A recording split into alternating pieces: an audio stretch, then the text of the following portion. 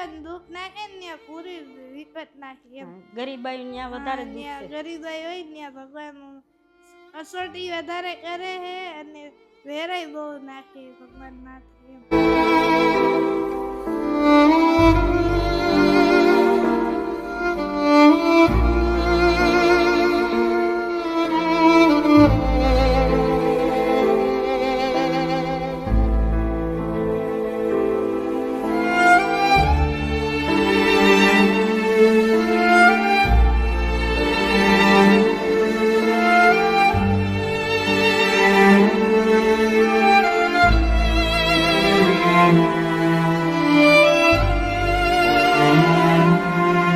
જય હિન્દ દોસ્તો, સૌને મારા જય શ્રી કૃષ્ણ. હાલ અમે રાજકોટ શહેરની અંદર હતા અને આજે એક એવા જરૂરિયાતમંદ પરિવારની મુલાકાતે આવ્યા હતા. હાલમાં તો આ પરિવાર ઘણી બધી તકલીફો સાથે કંઈક જીવી રહ્યા છે અને તમે દરેક લોકો આ બે નાની દીકરીઓને પણ જોઈ શકતા છો કેવી હાલતમાં અત્યારે સૂઈ રહી છે અને ઘણી બધી તકલીફો સાથે આ પરિવાર કંઈક જીવી રહ્યો છે.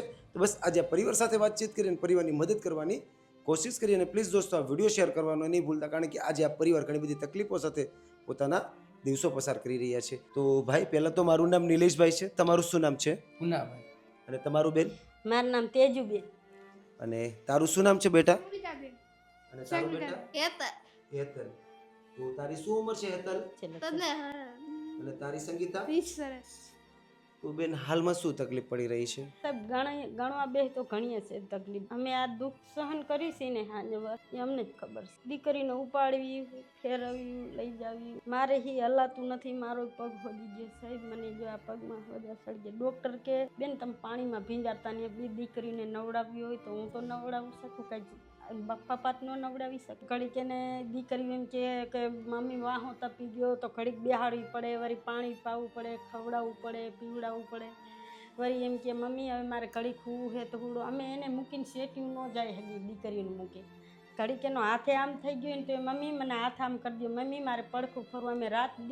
અમે દીની નીંદર ન કરીને અમે રાતની નીંદર નથી કરતા. દીકરીઓને પડખા ફેરવવાના હોય, એના હાથે તો એ ફરી નથી શકતી, તો એ રાતના પડખા અમારે ફેરવવાના હોય. દિવસનું અમારે રાત દિવસ જ એની માટે અમારે જીવન ગુજારવાનું.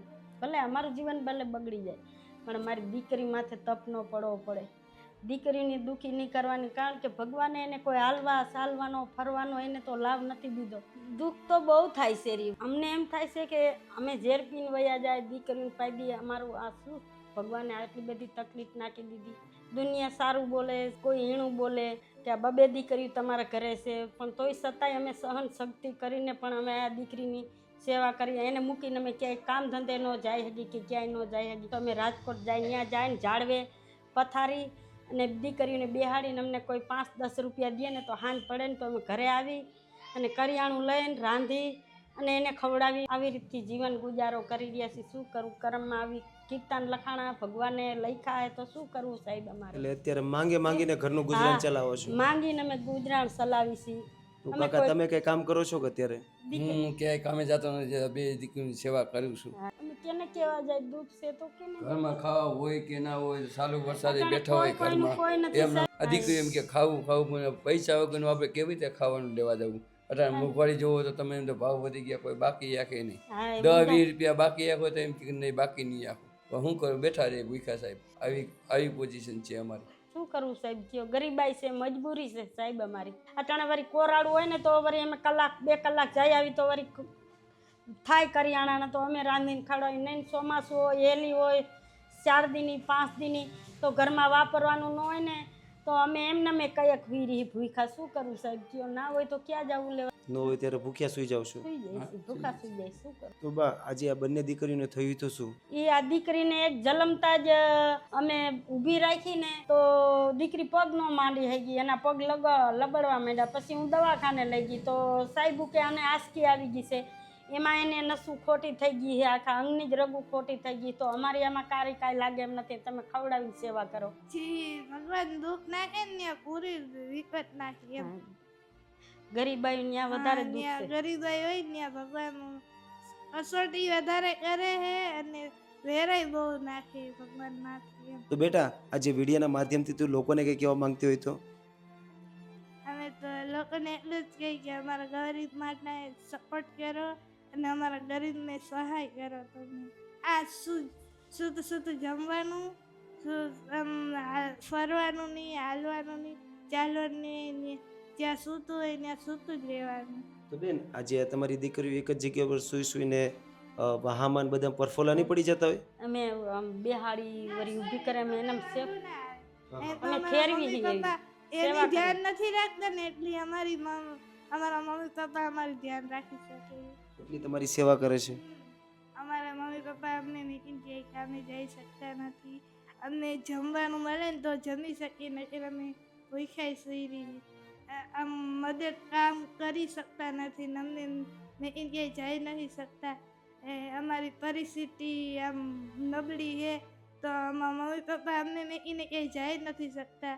તો અમારે ભૂખ્યા સુઈ જાય અને કોઈક સારા માણસ હોય ને તો અમને આપે ને તો જમી નાખે. અમે ભૂખ્યા સુઈ જાય. નહીં તો તમે ભૂખ્યા પણ સૂઈ જાવ છો બેટા. ભૂખ્યા સુઈ જાય અમે. આજે તમારી પરિસ્થિતિ જોઈને અમને પણ ઘણું બધું દુઃખ લાગ્યું છે, પણ તમે બિલકુલ ચિંતા નહીં કરતા. આજે તમે કીધું એ પ્રમાણે કે તમારી પાસે ક્યારેક જમવાનું ન હોય તો તમારે ભૂખ્યા સૂઈ જવું પડે છે, પણ તમે બિલકુલ ચિંતા નહીં કરતા. આજે અમે કંઈક એવી વ્યવસ્થા કરી દઈશું કે તમે 2 ટાઈમ શાંતિથી જમી પણ શકશો અને તમારા દિવસો પણ પસાર કરી શકશો. ઠીક છે? તમે બિલકુલ ચિંતા નહીં કરતા. તો દોસ્તો હાલ અમે રાજકોટ શહેરની અંદર તમે દરેક લોકોએ આ પરિવારની પરિસ્થિતિ તો જોઈ પણ હશે અને હાલત પણ જોઈ હશે કે આ પરિવાર કઈ હાલત સાથે પોતાના દિવસો પસાર કરી રહ્યા છે. અને દુઃખની વાત તો એ છે કે આ બંને દીકરીઓ પથારીવશ છે અને ઘણી બધી તકલીફો સાથે આખો પરિવાર કંઈક જીવી રહ્યો છે. અને બેને કીધું એ પ્રમાણે કે ચોમાસું હોય, ઠંડી હોય, વરસાદ હોય કે ઉનાળો હોય, અમારે બંને દીકરીઓને લઈને માંગવા જવું પડે છે. ત્યારે અમારું પેટનું ખાડો પુરાય છે, ત્યારે અમારી પાસે 2 ટાઈમ જમવાની વ્યવસ્થા થાય છે. કારણ કે આજે અમે કંઈક કામ નથી કરી શકતા. અમને કંઈક એવી મદદ કરો કે અમારે બંને દીકરીઓને લઈને માંગવા ના જવું પડે, અમે ઘરે બેસીને જ જમી પણ શકીએ અને અમારી બંને દીકરીઓની સેવા પણ કરી શકીએ. તો આજે આપણી પૂરી ટીમ અત્યારે આ પરિવારને કે કેવી રીતના સપોર્ટર બનવાની કોશિશ કરશે કે આ બંને દીકરીઓને લઈને આ પરિવારને માંગવા જવું પડે છે તો એ માંગવા પણ ના જવું પડે. આ પરિવાર ઘરે બેસીને શાંતિથી પોતાની બંને દીકરીઓની સેવા પણ કરી શકે અને 2 ટાઈમ જમવાની પણ વ્યવસ્થા કરી શકે. તો બસ દોસ્તો વિડીયો એન્ડ સુધી જોજો અને તમારા દરેક ગ્રુપમાં વિડીયોને શેર કરજો. અત્યારે તો આ પરિવાર અને ખાસ કરીને આ બંને દીકરીઓને જે પણ જમવામાં તકલીફ પડી રહી છે એમાં આજે આપણે સપોર્ટર બનવાની કોશિશ કરીએ. તો બસ દોસ્તો વિડીયો એન્ડ સુધી જોજો અને તમારા દરેક ગ્રુપમાં વિડીયોને શેર કરજો.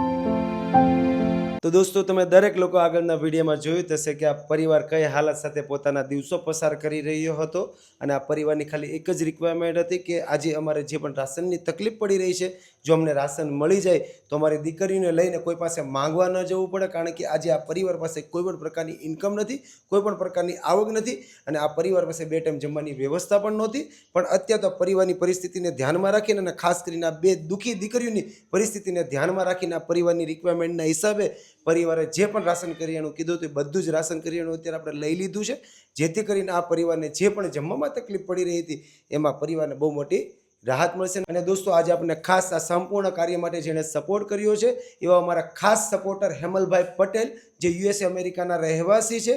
આજે હેમલભાઈ પટેલના પૂરા પરિવાર તરફથી આ જરૂરિયાતમંદ પરિવારને જે પણ જમવામાં તકલીફ પડી રહી હતી એમાં આજે હેમલભાઈ પટેલનો પૂરો પરિવાર આ પરિવારને સપોર્ટર બન્યો છે. તો આજે લાઈફ હેલ્પર ચેરિટેબલ ટ્રસ્ટની પૂરી ટીમ હેમલભાઈ પટેલનો દિલથી આભાર વ્યક્ત કરે છે. આજે તમારા સપોર્ટથી, તમારા સહયોગથી આ 2 દુઃખી દીકરીઓને જે પણ જમવામાં તકલીફ પડી રહી હતી, આ પરિવારને જે જમવામાં તકલીફ પડી રહી હતી એમાં આજથી આ પૂરા પરિવારને બહુ મોટી રાહત મળશે. તો બેન કેવું લાગે છે આજે રાશન આવ્યા પછી?